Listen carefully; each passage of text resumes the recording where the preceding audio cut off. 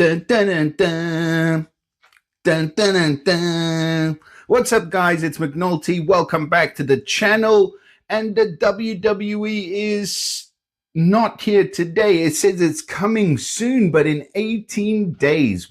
What is that all about?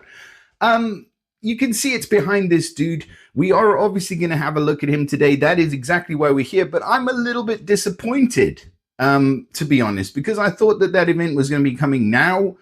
But it's coming soon, but it's still on my screen and it's still clogging up the space, which is annoying. But we do have a brand new hero in the Astral Summon, and of course it is this dude called Gong Goth, and he is looking pretty cool. He looks like Quarry's more angry cousin. Quarry's very relaxed and very like woo-sa. He's very chilled. But this dude looks like he's ready to smash some faces. So let's get into the portal. We'll have a closer look at this guy. But before we do, this is really annoying, like this WWE event thing that pops up and jumps out at you. Like, I don't want it on my screen. I think if we carry on like this, and SG said that they weren't going to encroach on the screen, but I can count at least 1, 2, 3 different things that are encroaching on my team. If we carry on my screen, sorry, and if we carry on like this, the screens are going to look like this. Well, maybe they're not going to look exactly like this, but you get what I mean.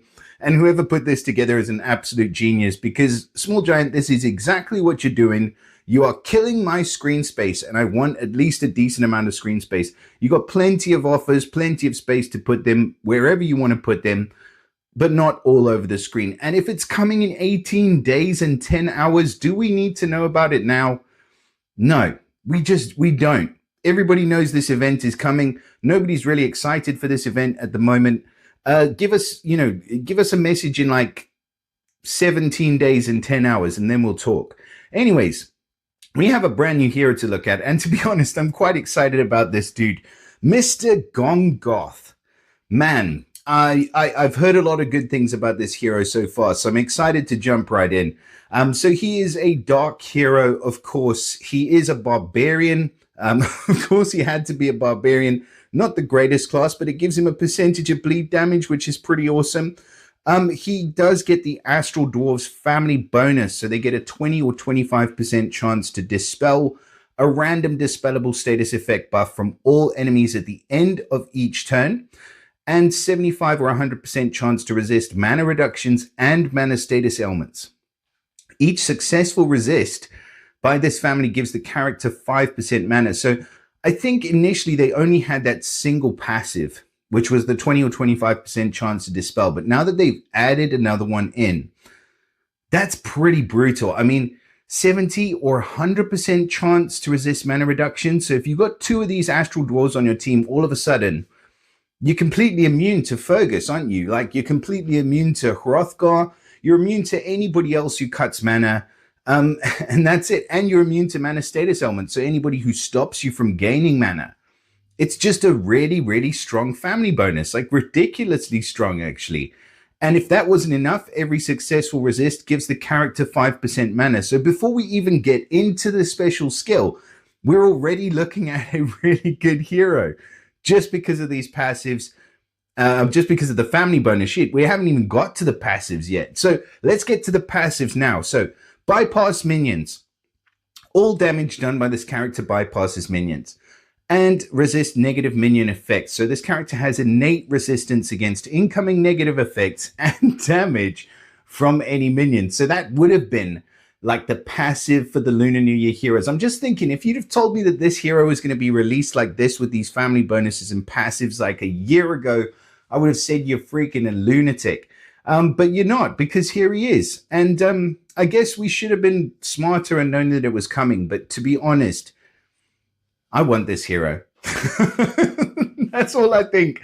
I see all this crazy stuff and I'm like, how the heck are you going to get around that? And the hero's too good. But at the end of the day, it all boils down to, yeah, I want the guy. Anyway, he also never misses. So just to add everything on top of that, he gets perfect accuracy, so he never misses. So yeah, he's awesome so far. He gets the special skill. Why are you hiding? He gets the special skill boost on the Ether talent. So at the start of each battle, his special skill deals an additional 30% damage for 6 turns. Really, really good if he's a damage dealer, and really, really good if he's running at fast speed. And what do you know? He's running at fast speed. So that's a start. We'll look at his stats. So really, let's switch off the team power quickly. So yeah, 1179. His attack is huge. 1225 on the attack, 1196 on defense, and 2076 health. So he's pretty balanced right across the board. But that attack is just redonkulously high. So any damage he's doing is going to be strong. I mean, you just look at it with those stats and you think about the extra special skill boost. Yeah, any damage he's doing is going to be strong.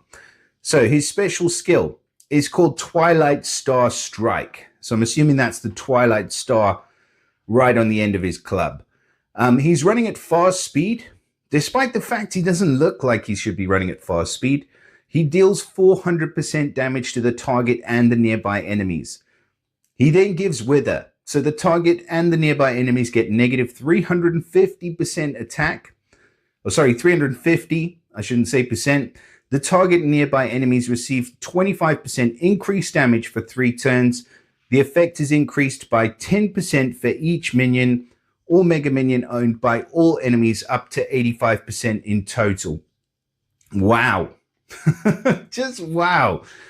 This guy's going to hit really hard. Like, that's evident. He's running at fast speed, dealing 400% damage to the target nearby with a incredibly high attack stat and an extra 20% damage. Sorry, 30% extra damage on his special skill if he casts it in the first 6 turns. So I want to issue a warning here because a little while ago, Small Giant did say that they were going to look to play a bit more around with the stats of heroes, and we're going to stop increasing the percentage damage of the power of their special skills. I think this errs on the side of being potentially too powerful for a 3-hit hero.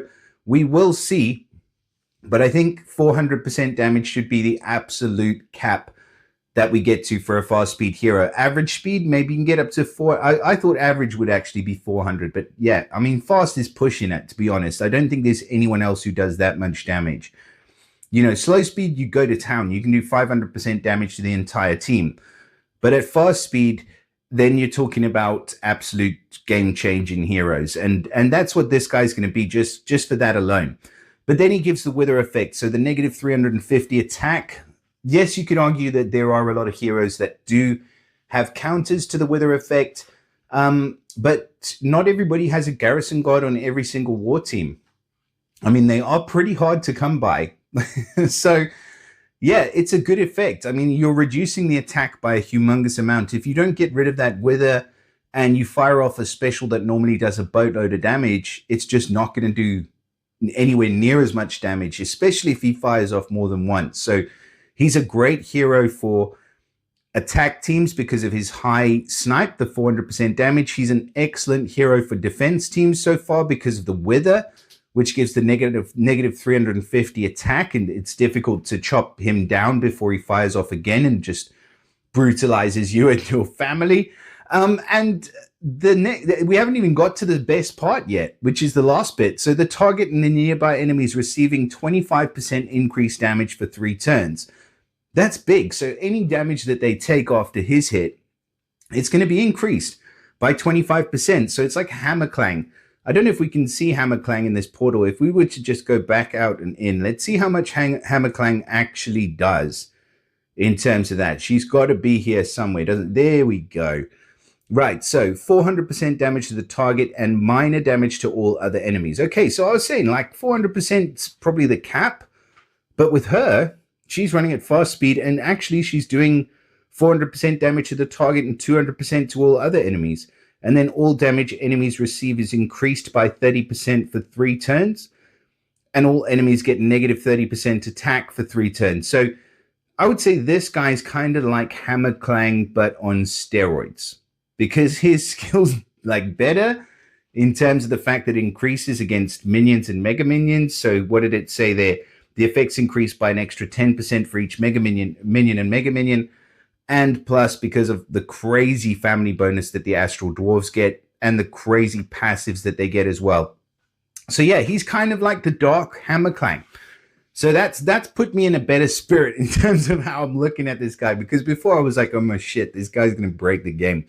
But to be honest, he's an absolutely brilliant hero. If you do pull this guy, you can consider yourself extremely lucky.